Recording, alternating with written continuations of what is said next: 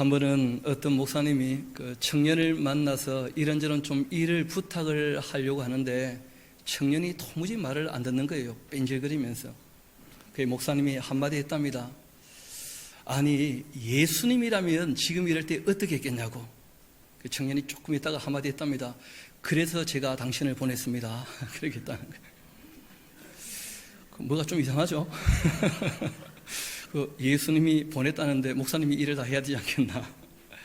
이런 실제로 제가 대학 다닐 때 그 미국에서 예수님이라면 어떻게 할 것인가 그런 이 운동이 한번 일어난 적이 있습니다.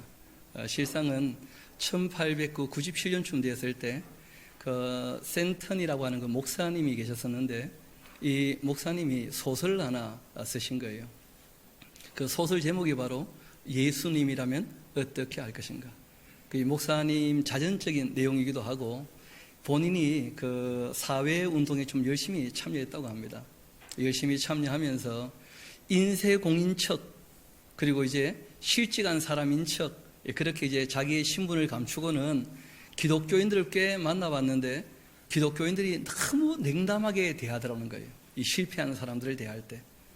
성공한 사람들은 굉장히 떠받드는데 그 실패하고 어려움에 처한 사람들을 너무 냉대하는 것을 경험하면서 이분이 너무 마음이 아팠던 거예요. 그래서 이제 소설을 쓰기를 맥스웰이라 하는 그 목사를 내세워서 이야기의 처음 시작이 어떤 한 이 인쇄공이 실직을 했는데 목사님을 찾아왔다가 목사님께 도움을 크게 받지 못하고 요절하고 말아요. 그것이 이제 이 목사에게 충격이 된 것입니다. 그래서 그때부터 이제 이 목사님이 기도하면서 마음에 정한 것이 있었는데 그것이 무엇이었냐면 예수님이라면 이럴 때 어떻게 하겠는가. 이게 이제 자기 고민이 된 거예요. 그리고는 다음 이제 설교 시간에 그 이야기를 성도님에게 하면서 우리가 한번 1년만 실험을 합시다. 우리가 딱 1년만 길게도 말고 어떤 일을 결정할 때마다 예수님이라면 이럴 때 어떻게 결정하실까? 그걸 한 번쯤 더 생각해보고 결정하게 된다면 좋지 않겠는가? 그렇게 해서 이제 그 교회가 변하고 사회가 변하고 세상이 변화되는 그런 이야기를 소설에 담았습니다. 소설이니까 잘 이 결말이 좋게 났던 것 같은데 실상은 예수님께서 직접 오셨는데 십자가에 달려 돌아가셨죠. 여러분 성경은 예수님이라면 어떻게 했을까? 우리에게 명확히 알려주는 말씀이 있습니다. 우리 한번 요한복음 15장 같이 한번 가봅시다. 요한복음 15장입니다.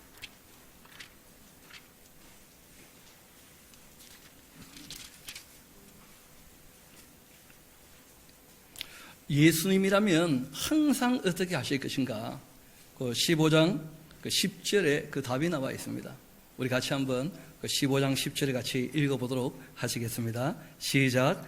내가 아버지의 계명을 지켜 그의 사랑 안에 거하는 것 같이 너희도 내 계명을 지키면 내 사랑 안에 거하리라. 아멘.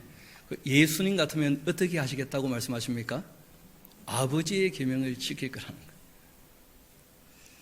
여러분, 우리가 몇 주 전부터 그 사도신경, 그리고 이제 주기도문, 그리고 우리가 하나님 앞에 말을 어떻게 하고 사람에게 말을 어떻게 할 것인가, 그리고 이제 오늘 우리가 하나님 앞에서 어떻게 살 것인가, 신앙의 가장 기초가 되는 내용들이죠.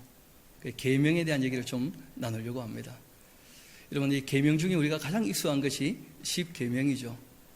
실제로는 그 십계명이라 하는 말은 번역된 성경에는 있습니다만은 그 원어에는 그 십계명이라 되어 있지 않고 아쉐레트 하드바라임, 무슨 말이냐면 10가지 정도 되는 말씀이라 하는 그런 정도의 의미입니다.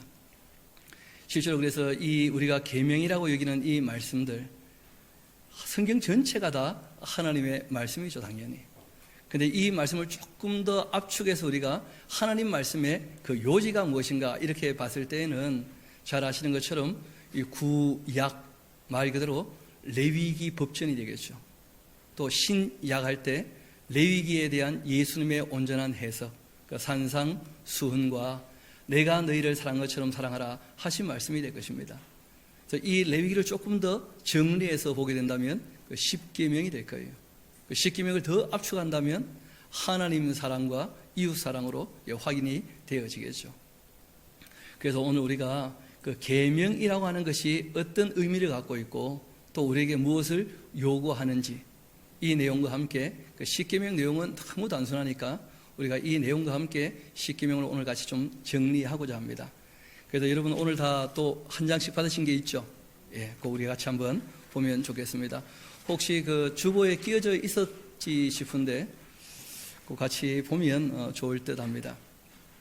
우리 먼저 그 처음 이 모세가 계명을 어떻게 받게 되었는지 우리 그것부터 한번 보면 좋겠습니다. 출애굽기 34장 그 28절에 나오는 말씀인데요. 모세가 여호와와 함께 40일 40야를 그 시내산 꼭대기에 있었죠. 거기 있으면서 떡도 먹지 않고 물도 마시지 않았다는 거예요. 그러니까 모세가 이 계명을 받을 때에는 무려 40일 동안 먹지도 마시도 못하고 그 정성을 들여가지고, 죄송합니다, 그 없는 분 계십니까? 한번 손들어 주시면. 예, 좋습니다. 그 일부러 좀 귀하게 여기게 하려고 제가 모자라게 목사했습니다. 용서해 주시기 바랍니다.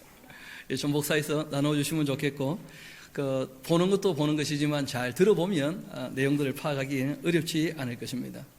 모세가 이 계명을 받을 때 고생을 좀 심하게 했어요. 40일 동안 먹지도 못하고 마시지도 못하고 그렇게 이제 엎드렸고, 무려 6일 동안은 하나님께서 한 말씀도 안 하고 아무 소리 없는 가운데, 그런데 그것을 2번씩이나 했어요. 왜냐하면 처음 주셨을 때 그 돌판이 끼어지는 바람에 다시 또 올라가서 그 계명을 받아왔거든요. 하나님 말씀을 받아왔다는 것이 결코 그 쉬운 일이 아니었습니다. 그렇게 해서 여호와께서 그 언약의 말씀 곧 이 우리가 보통 십계명이라고 하는 이 말씀을 돌판에 기록해서 주셨다는 것이죠. 그 신명기 4장 13절에도 똑같은 내용인데 거기 보면 이런 말씀이 조금 더 표현되어 있습니다. 우리 한번 그 파란 글씨로 한번 봅시다. 여호와께서 그의 무엇을요? 언약이라고 되어 있어요. 여러분, 계명은 일방적인 명령인 것처럼 여기지 않습니까? 그런데 그게 그렇지가 않은 것이, 실제로는 이 십계명에 대하여 말씀을 하시고 선포하시고 난 다음에 그들에게 이 말씀을 따를 것인가 따르지 않을 것인가 물어봤어요. 그리고 그들이 그렇게 하겠다고 약속을 맺은 겁니다. 그러니까 우리가 계명이라고 하지만 실상은 무엇이었다는 거예요? 언약이었다는 거예요. 여러분도 조금 생각을 하고 이제 신앙생활을 해왔고 세례를 받았다면 우리가 하나님 말씀이 이 66권 성경이 하나님 말씀인 줄 알고 이 말씀을 믿고 그리고 배우고 따르기로 언약을 다 한 줄로 믿습니다. 언약을 실제로 우리가 다 했다는 거예요. 그걸 잘 기억을 못해서 문제인데, 실상은 하나님의 명령이지만 내용은 그 명령에 대해서는 언약으로 맺어진 거예요. 약속을 했다는 거예요. 약속했기 때문에 지켜나갈 의미도 있고 필요도 있는 것이고 또 의무가 지어진 것이기도 하죠. 그래서 그 언약을 너에게 반포하시고 약속을 했으니까 너에게 지키라고 명령하신 것이다. 이것이 곧 뭐라는 거예요? 십계명이다. 그렇게 말씀하신 것이죠. 그리고 이 말씀을 그 지켜야 되는 그 자세에 대해서 말씀하신 것이 아주 중요한데, 여러분, 억지로 지키는 것은 아무 의미가 없습니다. 우리 한번 그 신명기 5장 오늘 읽었던 말씀이기도 하죠. 10절 우리 같이 한번 읽어보도록 할까요? 시작. 나를 사랑하고 내 계명을 지키는 자에게는 천대까지 은혜를 베푸느니라. 약속이니까 그 약속에 하나님께서 복을 주시기로 그 플러스 알파, 너희가 내 계명을 정말 사랑해서 지킨다면 나도 너희를 너무 사랑하니까 내가 천대까지 복 주기를 원한다. 그렇게 말씀하신 거예요. 그리고 이제 신명기 7장 9절을 보면 이렇게 되어 있습니다. 똑같은 말씀인데요. 그런즉 너는 알라, 오직 내 하나님 여호와는 하나님이시니까. 그분은 어떤 분이시라고요? 신실하신 분이시다. 우리가 하나님을 신뢰하고 믿을 수 있는 이유는 하나님 성실하시다는 거예요. 변하지 않으시는 분이시고, 하나님께서 그 전능하신 능력을 가지고 그냥 검은 고양이 네로처럼 이랬다 저랬다, 그 능력이 있으니까 멋대로 해버려도 누가 뭐라 할 수 없지 않습니까? 그런데 하나님 그런 분이 아니시고 전지전능하신 분이신데 영원히 변하지 않으시는 분으로 그렇게 아주 성실한 모습으로 우리에게 다가오신다는 거예요. 중요한 것은 하나님은 약속을 어기지 않을 거니까 너희들이 어떻게 하라는 거예요? 약속을 어기지 말아야 될 것이다. 그렇게 말씀하신 것입니다. 신실하신 하나님이시라. 그렇기 때문에 그를 사랑하고 그 계명을 지키는 자에게는 천대까지 그 언약을 이행하시며 또 뭘 베푸신다고요? 인애와 자비를. 사람이 부족한 것을 아신다는 거예요. 처음부터 완전한 사람이 없을 뿐더러 여러분, 사람들은 다듬어지기도 합니다. 만남을 통해서 자기를 돌아보게 되어지고 다듬어진다는 거예요. 만남을 갖지 않게 되어지면 그러면 사람이 고집투성이로 변질되고 말아요. 혼자 있는 사람은 자기 자아라는 감옥에 갇혀가지고 점점점 고집불통이 되고 맙니다. 그래서 우리가 웬만하면 사람을 좀 만나고 대화도 하고, 더 좋은 것은 말씀 배우는 시간에 함께 또 말씀을 배울 수 있는, 그래서 하나님과 교제할 수 있는 그 말씀을 잘 들어보는 것, 또 그 하나님 앞에 우리가 말씀을 잘 내어놓는 것, 그리고 그 말씀을 삶이 뒷받침되지 아니하면 사람들이 악한 쪽으로 어떻게 됩니까? 굳어지고 만다는 거예요. 우리가 선을 행하지 않으면 악이 어떻게 하고 있습니까? 문 앞에 엎드려 있다는 거예요. 그래서 우리가 사람들을 대하고 만날 때 아픔이 있어도 만나야 됩니다. 대화를 해야 됩니다. 그 사람이 처음에는 아픔을 주다가 여러분 몇 년 지났는데 그 사람이 변하게 된 것을 보게 되면 그 기쁘지 않겠습니까? 우리가 더불어 사는 사람들과 함께 서로 자라는 모습을 볼 수 있는 그런 기쁨이 저와 여러분에게 있게 되기를 소망합니다. 우리는 알게 모르게 지금 나에게 잘해주면 좋겠다 하는 마음도 있을 수 있어요. 근데 그게 그렇지가 않습니다. 만나게 되면서 만남이 깊어지고 관계가 더 좋아지고, 그리고 사람들이 변하는 모습을 보면 참 마음이 흡족하게 되는 것이죠. 저는 이제 이 목사라는 일을 하다 보니까 가끔 그런 일들을 보게 됩니다. 또 듣게도 되고요. 얼마 전 어떤 분이 그 카톡을 보냈어요. 꽤 긴 문장으로 보냈는데 그 내용의 요지는 이런 것입니다. 그래서 예수님께서 온유하고 겸손하시니까 점점 더 온유하고 겸손하게 저도 바뀌어야 되는 것이 확실하군요. 앞으로 그렇게 하도록 애를 쓰겠습니다. 그렇게 이제 얘기를 하시더라고요. 제가 뭐라고 했겠습니까? 애를 쓰시오. 애를 써야죠. 우리가 사람인데. 하나님께서 오래 참고 어떻게 해요? 기다려 주신다는 거예요. 우리의 변화를 위해서. 그래서 이 십계명에 뭐가 포함되어 있느냐면 그 언약을 이행하시며 인애를 베풀어 주신다 하는 말씀이 있는 거예요. 그래서 우리가 사람들의 부족함을 가지고 마음 아파하거나 상처받거나 지적하거나 그렇게 하기보다는 하나님께서 우리를 인애로 대하시는 것처럼 우리도 사람들에게 자비롭게 정말 은혜롭게 노하기를 더디하면서 그렇게 인애로 대할 수 있게 되기를 소망합니다. 그래야 우리가 함께 자라가는 것이죠. 또 신명기 7장 9절 우리 다시 한번 봅시다. 그 언약을 이행하시며 인애를 베푸신다. 그때 이제 우리가 잘 아는 것처럼 드디어 가나안 땅에 들어가서 이 여호수아가 유언처럼 남긴 말이 있습니다. 오직 여호와의 종 모세가 너에게 명령한 그 명령과 율법을 반드시 행해야 된다. 너희의 하나님 여호와를 사랑하면서, 이분 아신 거죠, 그렇죠? 그 모든 길을 행하며 그 계명을 지키면서 그에게 좀 어떻게 하라는 거예요? 친근하게.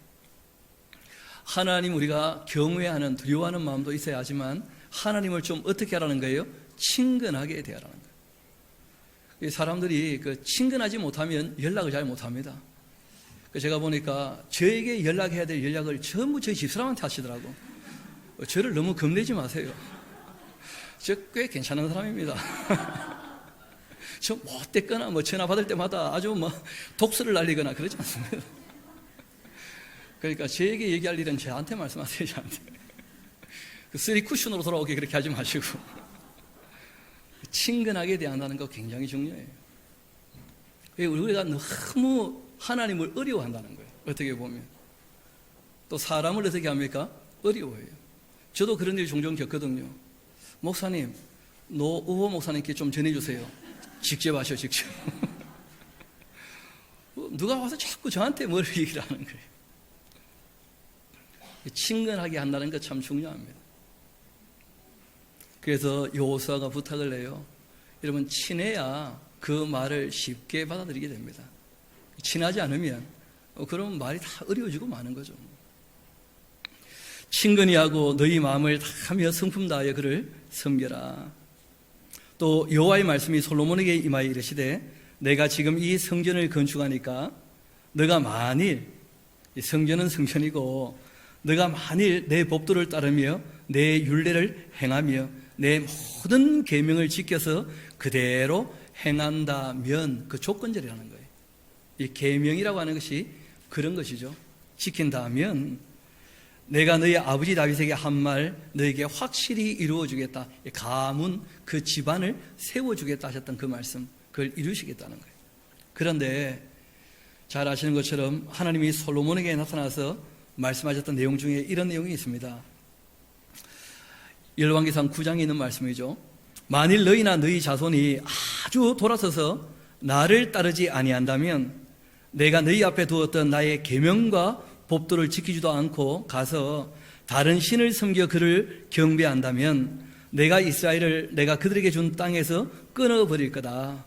내 이름을 위하여 내가 거룩하게 구별한 이 성전이라 할지라도 내 앞에서 어떻게 하겠다고요? 던져버릴 것이다. 그래서 많은 종교 행위가 중요하겠지만은 더 중요한 것은 실생활에서 계명을 쫓아 사는 거예요.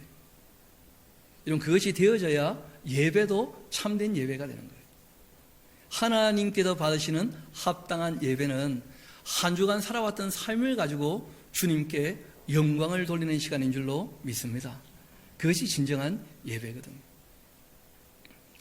하나님께 정말 주의 말씀을 따라 사니까 나의 삶이 너무 행복했고 우리 주변 사람들이 큰 유익을 얻게 되었습니다. 하나님 정말 감사합니다. 주의 말씀은 참 옳습니다. 그 고백이 나와야 되지 않겠습니까? 그래서 하나님께서 말씀하십니다. 성전 지어 바친 것 고맙기는 하지만 나는 정말 원하고 바라는 것이 있다. 그게 뭐냐면 내가 한 말을 잘 따라 사는 것이다 하고 직접 말씀하신 것이죠. 우리 잠언 19장 16절은 같이 한번 읽어봅시다. 이 계명이라는 것이 어떤 능력을 갖고 있는지 같이 한번 읽어봅시다. 시작. 계명을 지키는 자는 자기 영혼을 지키거니와 자기의 행실을 삼가지 아니하는 자는 죽으리라. 이때 이 죽는다는 말은 여러분, 계명 지켜도 늙으면 다 죽습니다. 하나님과 관계가 끊어진다는 거예요. 영적인 삶에 대한 이야기를 하는 것이죠. 하나님과 관계를 맺고 산다는 것이 무엇이냐면 그 계명을 지켜 사는 거예요. 사람이 영혼을 지킨다. 그 말이 무슨 말이겠습니까? 신령하다. 그 말이 무슨 말이겠습니까? 신령한 것은 어떤 신비한 현상에 대한 얘기가 아니라는 거예요. 정말 신령한 것은 뭐냐면 사랑으로 진리를 따르는 것, 이것이 가장 신령한 줄로 믿습니다. 이것이 하나님 말씀이거든요. 그래서 오늘 이 잠언의 말씀은 우리에게 이렇게 권고하고 있습니다. 계명을 지키는 자가 자기의 영혼을 지키는 사람이다. 그렇게 말씀하신 거예요. 이것이 신령한 것이죠. 예수님도 이렇게 말씀하셨습니다. 그러므로 누구든지 이 계명 중에 지극히 작은 것 하나라도 버리고 또 그같이 사람을 가르치는 자라면 천국에서도 어떻게 될 거라고요? 지극히 작다 일컬음을 받을 것이요. 누구든지 이를 행하면서 가르치는 자라면 천국에서도 크다 일컬음을 받게 될 것이다. 그러니까 이 땅에서 온전히 다 지킬 수 없다는 것 예수님도 당연히 아시죠. 그러나 온전히 지키는 쪽으로 가야 된다는 거예요. 왜냐하면 그 행함에 뭐가 있다는 거예요? 상이 있기 때문에. 그래서 하나님 계명을 가볍게 여기고 이 말씀을 지켜 살지 않고 그러면서도 하나님을 믿는다고 한다면 천국에 이룰 수 있기는 하겠지만은 그러나 뭐가 없다는 거예요? 상이 없다는 거예요. 천국에서도 작다 일컬음을 받게 될 거라는 거예요. 그래서 우리가 정말 복음 안에서 죄 사함 받고 성령님과 우리가 하나가 되어 주님의 몸된 교회가 되었다 할지라도 우리가 실천적 삶이 따라가지 않는다면 그러면 그 하늘에 간다 할지라도 상이 없다는 거예요. 우리가 조금 더 강하게 얘기한다면 하나님 말씀을 따르는 삶이 없다면 가짜일 수도 있다는 거예요. 오히려 성경은 여러 군데서 또 그렇게 말씀을 하십니다. 부족한 것과 안 하겠다는 것은요 전혀 딴 문제거든요. 부족하면 상이 적겠지만 아예 안 하겠다고 한다면 그는 하나님께 속한 사람이 아닐 거라는 거예요. 아예. 또 이렇게 말씀하셨습니다. 우리 마태복음 19장 17절에서 22절 굉장히 중요한 말씀이기도 합니다. 왜냐하면 요즘에 우리가 그 정치인들을 보면서 이런 것들을 보게 되거든요. 그 젊은데 권력도 갖고 있고 돈도 많아요. 그런데 이 관원이 갖는 것이 뭐냐면 옳은 삶이라는 거예요. 그리고 영생을 소망하고 있어요. 그런데 예수님께서 그 사람에게 하셨던 말씀은 지금 우리에게 주는 교훈이 큽니다. 우리 마태복음 19장 17절부터 제가 한번 차근차근 읽으면서 말씀드리겠습니다. 예수께서 이르시되 어찌하여 선한 이를 나에게 묻느냐. 그 청년에게 하신 말씀이죠. 선한 이는 오직 한 분이시다. 그리고 우리 한번 굵은 글씨인데 같이 한번 읽어봅시다. 시작. 너가 생명에 들어가려면 계명들을 지켜야 한다. 영생이라는 것은 여기에 결부되어 있는 거예요. 하나님을 사랑하는 것, 그 사랑하는 사람이라면 당연히 그 계명을 따른다는 거예요.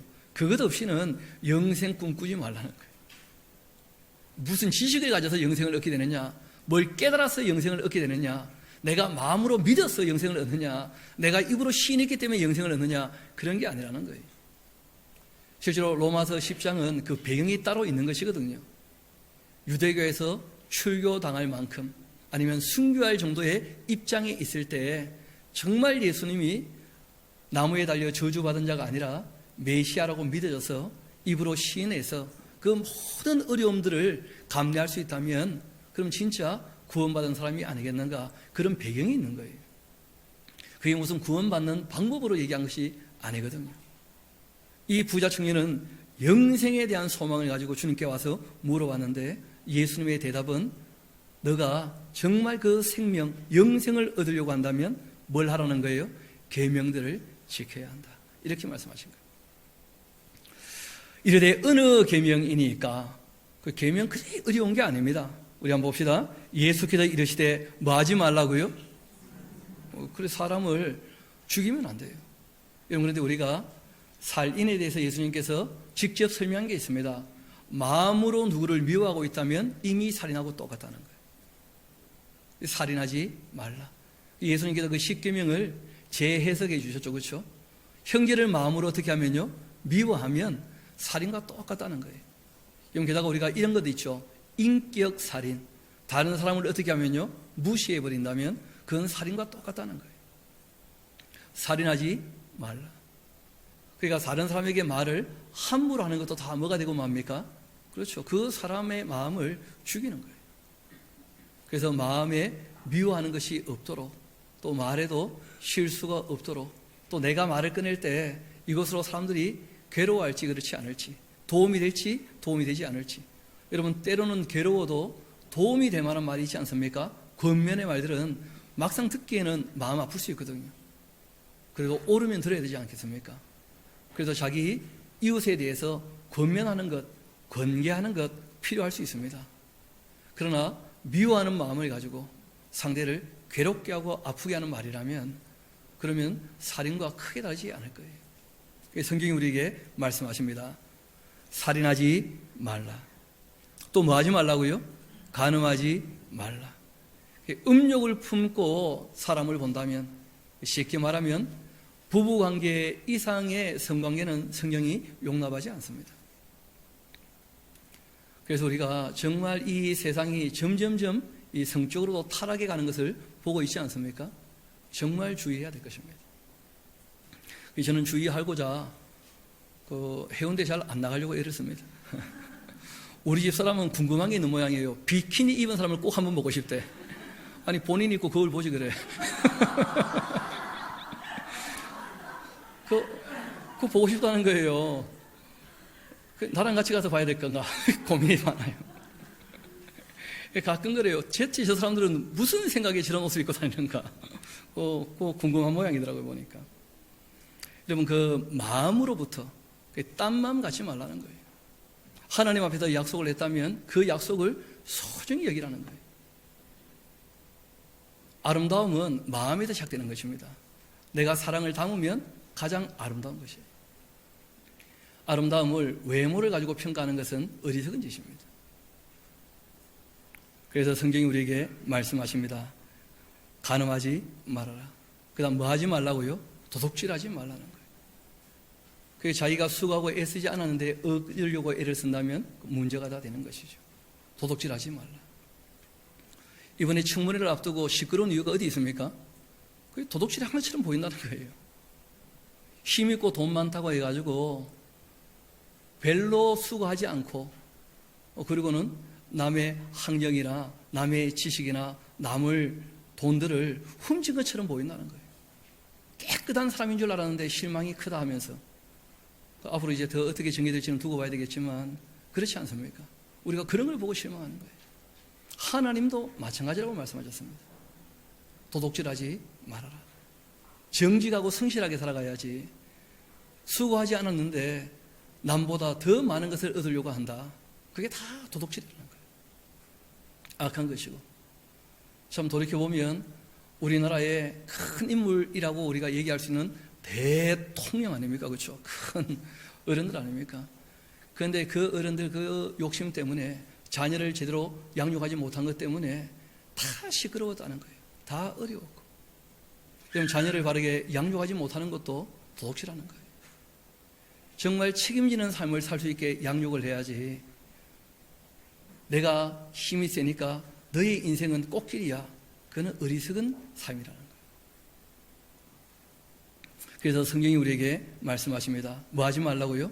도둑질하지 말라는 거예요. 그리고 또 뭐 하지 말라고요? 거짓 증거하지 마라.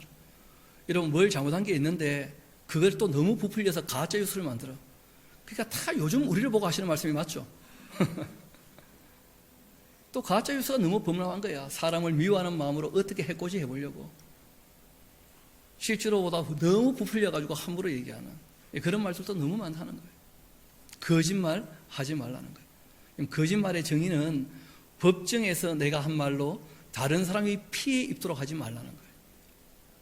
실제로 거짓말은 다른 사람에게 유익을 끼치지 않는, 다른 사람을 해롭게 하는 모든 말이 다 뭐가 되고 맙니까? 거짓말이 되고 마는 거예요. 말을 정말 조심하라는 거예요. 여러분 이것이 십계명의 내용들인 것이죠. 우리가 말에 대한 얘기가 나왔으니까 일단 먼저 뒤로 갔다가 한번 돌아오도록 합시다. 우리 원래 지난 주일날 말에 대해서 조금 더 정리를 했어야 되는데 시간이 너무 부족해서 하다 말았던 것 같아가지고 그 뒤쪽으로 가다 보면 잠언 10장 12절이 보일 겁니다. 쭉 내려와서 그거 보이시죠? 우리 같이 한번 읽어봅시다. 시작. 미움은 다툼을 일으켜도 사랑은 모든 허물을 가리느니라. 그 다음에 17장 9절도 같이 한번 읽어볼까요? 시작. 허물을 덮어주는 자는 사랑을 구하는 자요, 그것을 거듭 말하는 자는 친한 것을 이간하는 자니라. 또 20장 19절 같이 한번 읽어볼까요? 시작. 두루 다니며 한담하는 자는 남의 비밀을 누설하나니 입술을 벌린 자를 사귀지 말지니라. 남 얘기 자꾸 하는 사람 그 사귀지 말라고 권고하고 계셔요. 별로 유익이 안 된다는 거예요. 또 이런 지혜의 말씀을 우리에게 들려주고 있는데 우리 24장 26절도 같이 한번 읽어봅시다. 시작. 적당한 말로 대답함은 입맞춤과 같으니라. 그 대답을 어떻게 하라고요? 적당하게, 적절하게. 문제는요, 미련한 사람이 무슨 말을 할 때 대답을 안 하면 본인이 똑똑한 줄 아는 거라. 미련한 사람에게 대답할 때는요, 미련하게 대답을 해야 돼. 그러면 자기도 헷갈려서 더 이상 말 안 한다는 거예요. 실제로는 참 미련한 사람은 말을 했을 때 어떤 반응을 해도 더 이상 방법이 없는 사람들이 있다는 거예요. 그러니까 우리가 정말 이 말씀을 읽고 말씀을 마음에 새겨서 지혜롭게 되기를 소망합니다. 그리고 정말 합리적 참된 지식을 좀 가질 필요가 있어요. 그러지 않으면 미련한 말을 쏟고 있으면서도 그게 미련한지도 모르고 있을 수 있다는 거예요. 이런 미련한 것보다 더 큰 문제가 있어요. 그게 뭐냐면 잠언 29장 20절 같이 한번 가볼까요? 같이 한번 읽어봅시다. 시작. 말이 조급한 사람을 보느냐 그보다 미련한 자에게 오히려 희망이 있느니라. 저도 참 이 말씀 읽을 때마다 마음에 부딪혀요. 제가 이 말이 좀 빠른 사람이거든요. 생기를 봐요. 얼마나 말 잘하게 생겼어요. 늘 말하다 보니까 무슨 말을 들을 때마다 옛날도 들어놓은 게 있어가지고 말이 빨라. 말 빨리 할 때마다 집에 가서 후회해요. 내가 왜 그랬던가. 그래서 요즘에 말을 좀 늦게 하려고 일부러 말을 천천히 하고 있죠. 말에 조급한 사람, 너무 빨리 말을 받아치고 또 너무 빨리 말을 하는 것, 이건 미련한 것보다 더 어리석다는 거예요. 왜냐하면 아무 생각 없이 말하는 말이니까. 이 조급한 말은 생각 없이 하는 말을 얘기하는 거예요. 그런 말을 주의하라는 거예요. 상대에 대해서 배려 없이 하는 말, 참 문제가 되는 말이죠. 조급한 말은 상대를 염두에 두지 않고 배려하지 않고 자기 하고 싶은 대로 말을 해버리게 되어지면 이거는 미련한 것보다 더 어리석다는 거예요. 미련한 사람은 미련한 생각이라도 하지 않습니까? 그런데 말이 조급한 사람은 생각도 없이 말을 해버리니까 더 큰 문제가 되는 것이죠. 그래서 우리 조금 위로 올라가서 잠언 25장 9절을 같이 한번 읽어봅시다. 시작. 너는 이웃과 다투거든 변론만 하고 남의 은밀한 일은 누설하지 말아라. 남의 은밀한 일을 뭐 하지 말라고요? 누설하지 말라는 거예요. 뭐 이런 것들은 말하는 방법에 있어서 철칙 같은 것들이죠. 바라기는 우리 샤론의 모든 권속들은 이 말하기를 잘 배울 수 있게 되기를 소망합니다. 여기 넘어서는 말들은 거짓말처럼 남을 해롭게 하는 말이 되고 말기 때문에 그런 것이죠. 우리 다시 본문으로 돌아오도록 합시다. 거짓 증언 하지 마라. 그리고 내 부모를 어떻게 하라고요? 공경하라는 거예요. 요즘에 아이들을 너무 친근하게 대하니까 애들이 말 그대로 부모를 공경하지 않고 너무 함부로 하는 것 같아요. 우리는 어릴 때 어려웠던 일이 있기 때문에 내가 부모가 되면 자녀들 이렇게 대해주면 좋겠다 하는 마음이 있어서 친근하게 대한 것 같아요, 보니까. 그러니까 자기 전제가 있죠. 우리 애들도 내가 어릴 때 어려웠던 것처럼 마음을 가지니까 이렇게 해야 되겠다. 그런데 애들은 어려워 본 적이 별로 없어요. 그러니까 착각을 하는 거예요. 여러분, 그래서 꼭 기억하셔야 됩니다. 마땅히 행할 길을 아이에게 가르치고 그리고 초달을 해야 돼요. 12살 전까지는 가능합니다. 12살 넘으면 쉽지 않아요. 여러분, 그러고 난 다음에 사랑을 베풀어도 늦지 않습니다. 마땅히 행할 길을 아이에게 가르치는 것이 우선이라는 거예요. 여러분, 그러고 난 다음에 애들이 조금 자기 생각이 들 때, 인격이 들 때 그때 친근하고 친밀해져도 늦지 않습니다. 그런데 어릴 때부터 너무 그냥 아이들 친밀하다고 해가지고 그 오만 방자한 것들 다 내버려두고 거둬주지 않고 야단도 안 치고 매도 안 듣는다면 애들이 진짜 사회의 암적 존재가 되고 맙니다. 자기밖에 모르는 그런 괴물이 되고 말아요. 그래서 성경이 우리에게 부탁을 하십니다.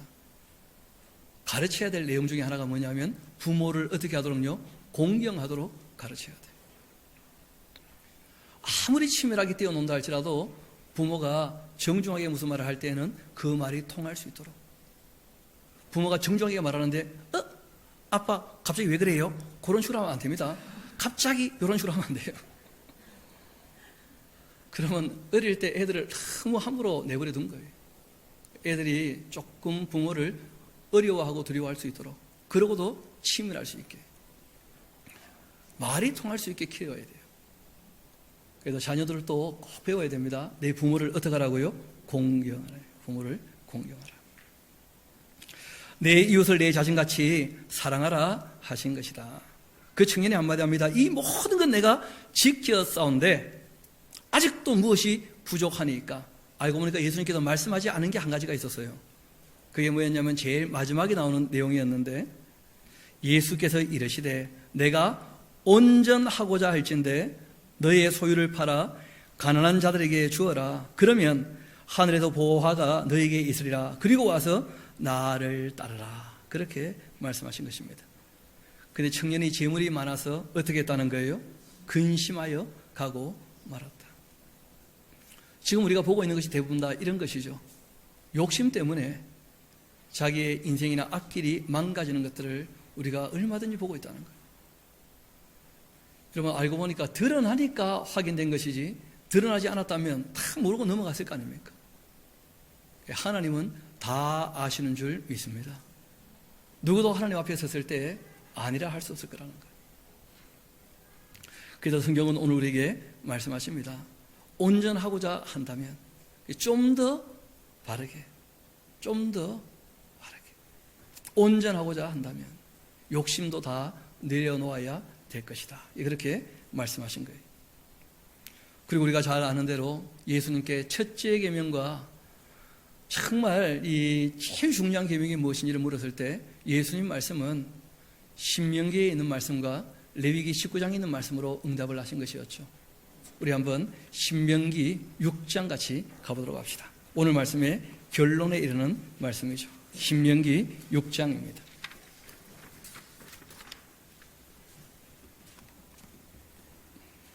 우리 4절부터 9절까지 같이 한번 읽어보시면 좋겠습니다. 신명기 6장 4절에서 9절까지입니다. 시작. 이스라엘아 들으라. 우리 하나님 여호와는 오직 유일한 여호와이시니 너는 마음을 다하고 뜻을 다하고 힘을 다하여 내 하나님 여호와를 사랑하라. 오늘 내가 너에게 명하는 이 말씀을 너는 마음에 새기고 내 자녀에게 부지런히 가르치며 집에 앉았을 때든지 길을 갈 때든지 누워 있을 때든지 일어날 때든지 이 말씀을 강론할 것이며 너는 또 그것을 내 손목에 메어 기호를 삼으며 내 미간에 붙여 표로 삼고 또 내 집 문설주와 바깥문에 기록할지니라. 아멘. 성경이 얘기하는 것이 무엇이냐면 하나님을 사랑한다는 것이 무엇이냐는 거예요. 한마디로 대답한 겁니다. 계명을 지키는 것이 하나님을 사랑하는 거예요. 계명을 지킬 때 어떻게 하라는 거예요? 마음을 다하고 성품을 다하고 뜻을 다해서 그 계명을 지키는 것, 이것이 하나님을 사랑하는 가장 확실한 모습이라는 거예요. 둘째도 똑같다고 말씀하셨죠. 레위기 19장을 보면 내 이웃 사랑하기를 내 몸같이 하라. 예수님 거기서 한 걸음 더 나가셔서 내가 너희를 사랑한 것처럼 서로 사랑해야 할 것이다 하고 말씀하신 것입니다. 우리 한번 뒷면으로 넘어가서 같이 한번 보도록 합시다. 거기 보면 요한복음 14장 15절 말씀 제가 한번 읽어드리겠습니다. 너희가 나를 사랑하면 나의 계명을 지킬 것이다. 또 나의 계명을 지키는 자라야 나를 사랑하는 자다. 나를 사랑하는 자는 내 아버지께 사랑을 받게 될 것이다. 그 사랑은 관계에 대한 문제라는 거예요. 일방적으로 하나님께서 사랑하시고 그렇게 되어 있지 않다는 거예요. 먼저 사랑하십니다. 그리고 하나님도 뭘 요구하시는 거예요? 사랑을 요구하시는 거예요. 나도 그를 사랑하여 그에게 나를 나타낼 것이다. 예수님이 사랑하는 사람이 있습니다. 어떤 사람이냐? 하나님을 사랑하는 마음으로 그 계명을 지키는 사람. 이러한 사람을 하나님이 사랑하시는 거예요. 무조건 사랑하고 그런 거 없다는 거예요. 또 말씀하셨습니다. 내가 내 아버지의 계명을 지켜 그의 사랑 안에 거하고 있는 것처럼 너희도 내 계명을 지킨다면 내 사랑 안에 거하는 것이다. 내 계명은 곧 내가 너희를 사랑한 것 같이 너희도 서로 사랑하라 하는 이것이다. 우리 고린도전서 7장 19절 같이 한번 읽어볼까요? 시작. 할례 받는 것도 아무것도 아니요 할례받지 아니하는 것도 아무것도 아니로되 오직 하나님의 계명을 지킬 따름이니라. 아멘. 할례를 했느냐 안 했느냐 그런 게 중요한 게 아니라는 거예요. 하나님의 계명을 지키느냐 지키지 않느냐. 여러분, 그래서 자녀들아 부모를 정말 순종해야 된다. 주 안에서 하는 말씀도 있지만 우리가 십계명을 볼 때에는 반대편도 함께 봐야 된다는 거예요. 그래서 구약에는 그게 잘 안 나와 있는 것이죠. 그래서 신약에는 거기에 대해서 이 십계명을 바르게 해석을 하신 거예요. 우리 한번 에베소 6장 4절 같이 한번 읽어보도록 합시다. 시작. 또 아비들아 너희 자녀를 노엽게 하지 말고 오직 주의 교훈과 훈계로 양육하라는 거예요. 노엽게 하지 말라 하는 말은 인격적으로 대하라는 거예요. 그러면서도 뭘 하라는 겁니까? 양육하고 훈계해야 되는 거예요. 요한일서 2장을 봅시다. 우리가 그 계명을 지킨다면 이로써 우리가 그를 아는 줄로 알 것이고, 그러니까 하나님을 안다는 것은 뭐냐면 계명을 알고 지키는 거예요. 또 그를 아노라고 그 계명을 지키지 않는 자라면 거짓말하는 사람입니다. 하나님을 아는 게 아니라는 거예요. 하나님을 안다면 어떻게 살게 됩니까? 그 계명을 지켜 살게 됩니다. 진리가 곧 그 계명이시거든요. 진리가 그 속에 없기 때문에 계명을 지키지 않는 것이죠. 그 계명을 지키는 자는 주 안에 거하는 것이고 주님도 그 안에 거하신다. 이게 하나가 되는 것이죠. 너희가 내 안에, 내가 너희 안에. 우리에게 주신 성령으로 말미암아서 그가 우리 안에 거하시는 줄을 우리가 아느니라. 성령께서 말씀을 어떻게 해요? 깨닫게 하시고 말씀을 따르도록 도와주시는 줄 믿습니다. 성령님으로 말미암아. 우리가 하나님을 사랑하고 그 계명을 지킬 때 이로써 우리가 하나님의 자녀를 사랑하는 줄 아느니라. 하나님 사랑하는 것은 이것이니 우리가 그 계명들을 지키는 것이다. 그 계명은 결코 무거운 것이 아니라는 거예요. 하나님이 할 수 없는 것을 요구하신 것이 아니죠. 그래서 우리가 이렇게 해야 됩니다. 우리 한번 따라합시다. 각 사람이 수준이 다르기 때문에 기다려줄 줄 알아야 한다. 꼭 기억하셔야 됩니다. 무거운 것이 아니라는 거예요. 그런데 때로 어떤 사람에게는 무겁게 여겨질 수가 있어요. 왜냐하면 어리기 때문에. 그래서 성경 우리에게 부탁을 하십니다. 신앙 어린 사람을 대할 때 어떻게 하라는 거예요? 선을 행하고 오래 참고 기쁨으로 대하고 감사로 대하고 위하여 말하는 거예요? 기도해 주라는 거예요. 그것이 신앙 어린 사람을 대하는 가장 기본적인 자세입니다. 오래 참고 만남을 어떻게 하고요? 기뻐하고 함께함을 감사하고 그리고 위하여 왜 주고요? 기도하고 그 사람을 대할 때 선하게 대해줌으로써 그 사람이 선하게 대하는 것이 무엇인지를 배울 수 있도록. 그래서 처음에는 서툴고 잘 되어지지 않겠지만 우리가 꾸준히 선하게 성실하게 대하게 되어지면 그 삶이 바뀐다는 거예요. 나도 저렇게 해야 되겠다. 우리가 그런 삶에 다 모범까지 잘할 수 있게 되기를 소망합니다. 그것이 신앙이라는 거예요. 요한계시록 14장 우리 12절 같이 한번 읽어보도록 합시다. 시작. 성도들의 인내가 여기 있나니 그들은 하나님의 계명과 예수에 대한 말씀을 지키는 자니라. 아멘. 예수님에 대한 그 믿음, 하신 말씀을 다 믿는 그 믿음, 그것을 끝까지 지켜야 한다는 것이죠.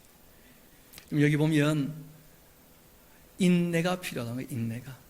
여러분 소설을 보면 세상이 변하지만 성경 우리에게 세상은 끝이 올 거라고 말씀하십니다. 점점 더 악해지게 될 것이고 마귀는 자기 때가 얼마 남지 않은 줄 알고 더 악을 행하게 될 것입니다. 마지막 때가 되면 오히려 이 악한 적그리스도가 성도를 이기는 데까지 외형적으로 보기에 그런 시대가 오게 될 거라는 거예요. 우리가 선하다고 해서 세상이 알아주거나 인정해주거나 따라오거나 그런 보장이 없습니다. 하나님께 속한 사람들, 하나님께서 택한 백성들은 주님을 사랑함으로 그 계명을 따라 살게 되는 줄 믿습니다. 그렇게 우리가 꾸준히 이 진리를 나타내고 진리를 따르고 본을 보이고 함께하는 것이죠.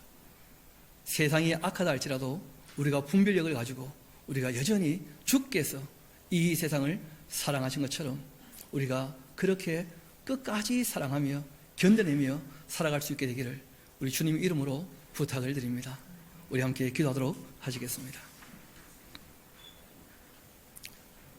아버지 하나님, 우리가 조급하지 않게 조금 더 천천히, 또 우리가 시끄럽지 않게 조금 더 조용히, 우리가 또 경직되지 않게 좀 더 부드럽게, 우리가 냉랭하지 않게 좀 더 따뜻하게, 우리가 교만하지 않고 좀 더 겸손하게, 우리가 거짓되지 않고 좀 더 정직하게, 자기의 이익을 추구하지 않고 좀 더 공평하게, 조금 더 예의 바르게, 좀 더 충실하게, 그리고 이 진리에 대해서 좀 더 확실하게 저희들이 살아가기를 소망하오니 아버지 하나님, 부족한 저희를 도우셔서 우리의 삶이 조금 더 하나님을 닮아갈 수 있도록 인도하여 주옵소서.